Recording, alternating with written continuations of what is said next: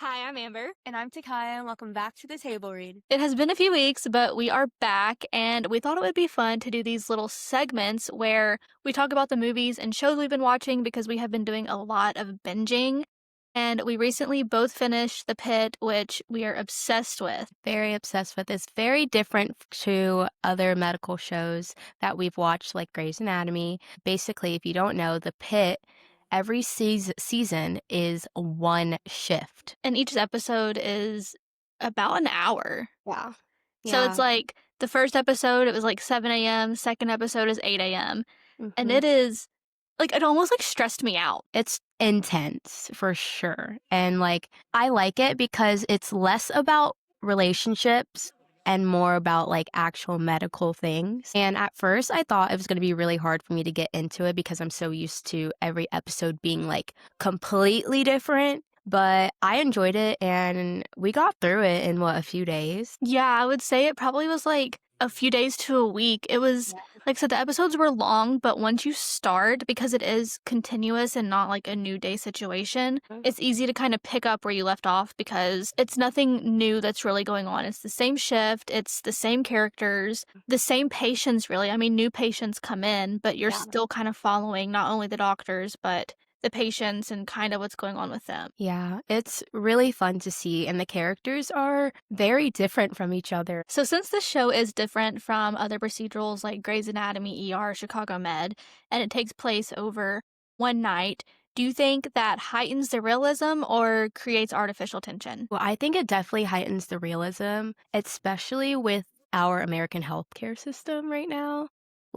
There were a lot of points that were made throughout the show about how, insurance wouldn't cover XYZ and everything. And then also when it comes to people's beliefs about, pro-choice and abortion and everything like that. I think The Pit really highlights important aspects of what's going on in our country right now. Yeah, and also too with like healthcare workers. As I was talking about earlier, like it's stressful. You can see how like I felt the stress Yes. from Oh my gosh. the doctors, and they have to like jump from patient to patient. They don't have time to like lock in really because they're just having to go back and forth, and especially when they lose a patient and it affects like obviously it affects them, especially if they kind of have like a connection with them. And when that happens, you don't have time to process that because you're having to run back and forth, especially with this episode where they were having patients and then the mass shooting happens Mhm.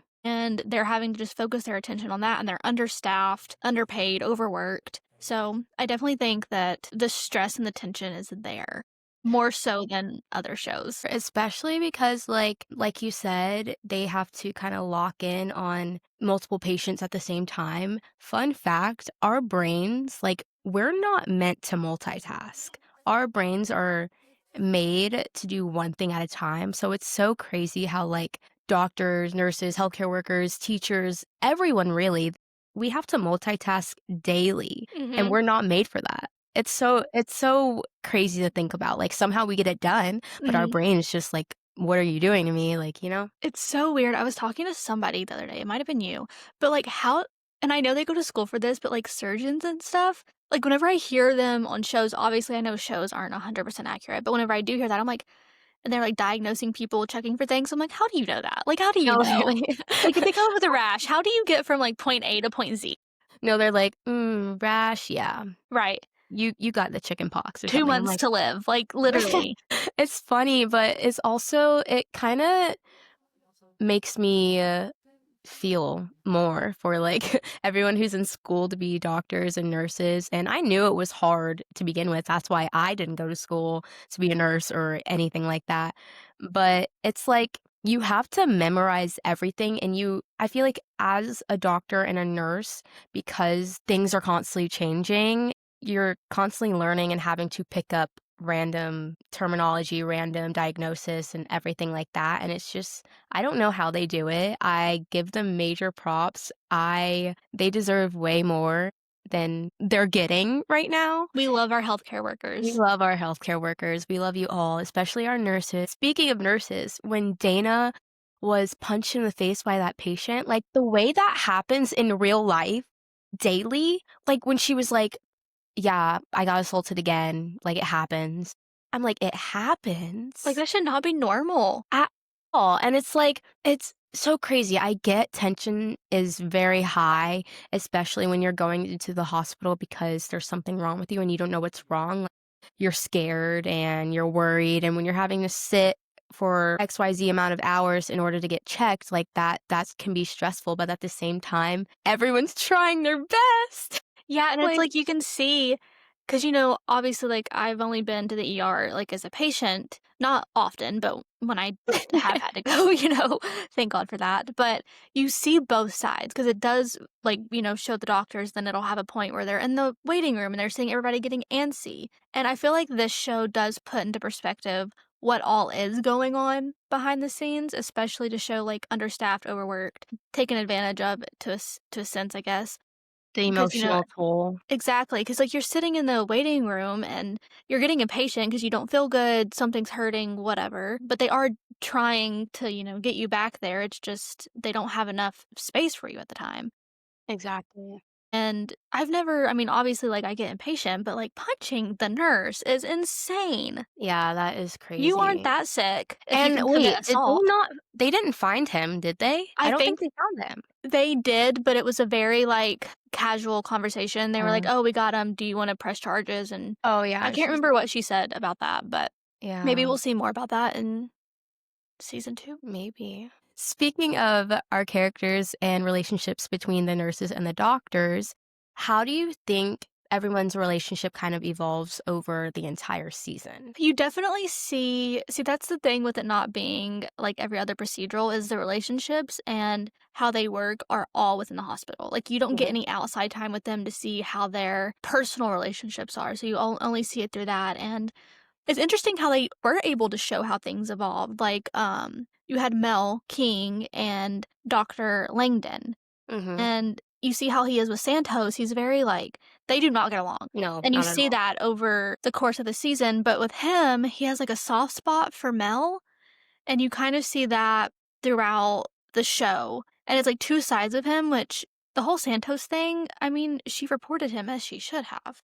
Yeah, I don't see any problem with that at all. I am interested to see the relationship between Collins and Robbie because at first, I know she did IVF, but at first when she said like we found out she was pregnant, I was like, oh, maybe it's Robbie's and that's why she's not saying anything. And then she miscarried and then, told him and it was IVF. And that is also a very real thing that happens. Another thing going into, the doctors and what they're going through, essentially like they're taking care of these patients, but they have their own stuff.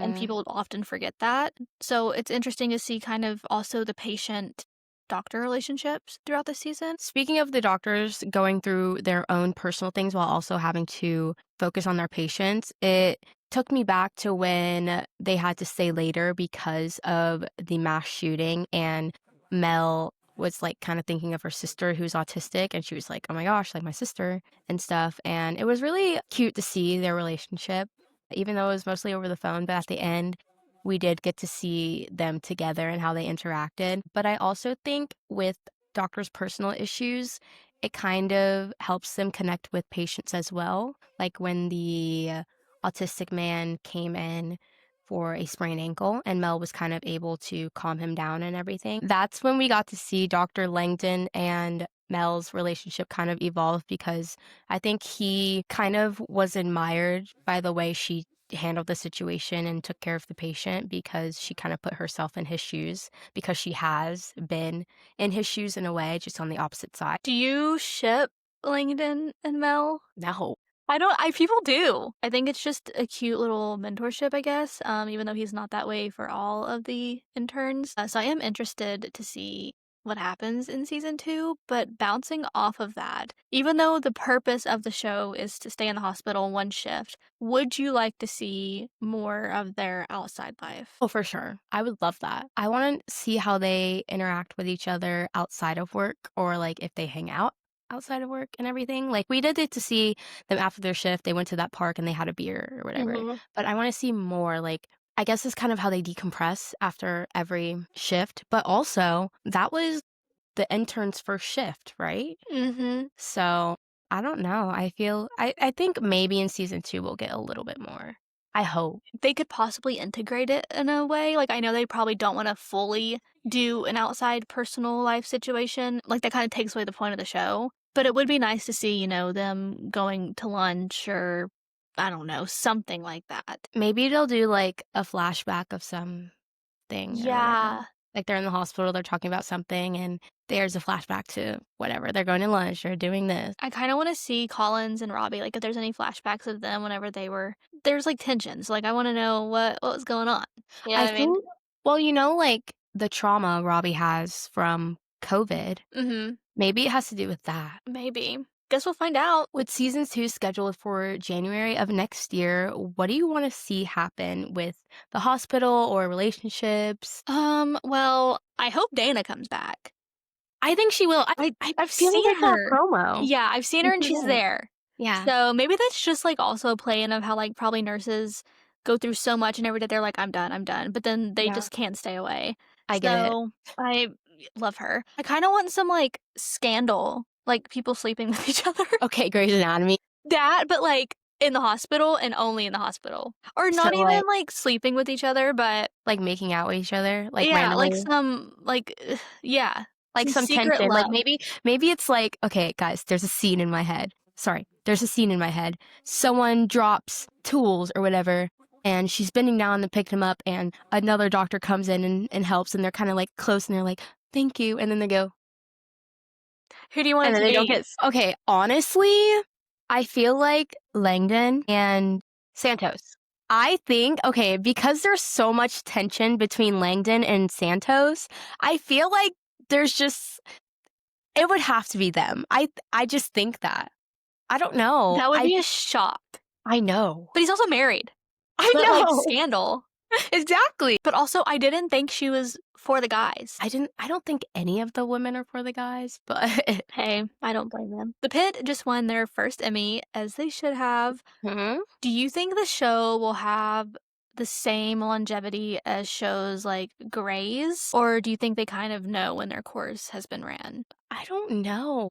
I want them to. I feel like because it's already been such a success on their first season, like winning an Emmy on your first season, that's crazy. I feel like they could, maybe not as long as Grey's because the shifts, like it is one full season of one shift. I feel like that may be a little bit hard to Mhm. do like 20 something seasons of that, but I feel like at least 10, That I feels like think. a pretty good, I'd say anywhere from like 7 to 10 Yeah, is a yeah. pretty good stopping point because there are shows where it gets to a point, guys. Yeah, it gets to a It point. gets to a point. But I do think the drive, the fandom, the creativity, I think it's there to do that. I agree. So just for fun, to wrap up this episode, who would you trust to do surgery on you, and who would you completely run the opposite direction from? Someone I would run from would definitely, and I love him, be Whitaker. He's getting there, but trust Robbie and Abbott because they're both, like, they've Yeah, been there a while, for sure. but also I think Samara could do it. Agree, I would run from Whitaker because I feel like he gives if you guys watch Grey's Anatomy, he gives Schmidt, like, glasses, like, Mhm. he gives that vibe, and I think I wanna live another day. And then I would definitely trust Dr. Robbie and Abbott, and I feel like I would trust Santos as well.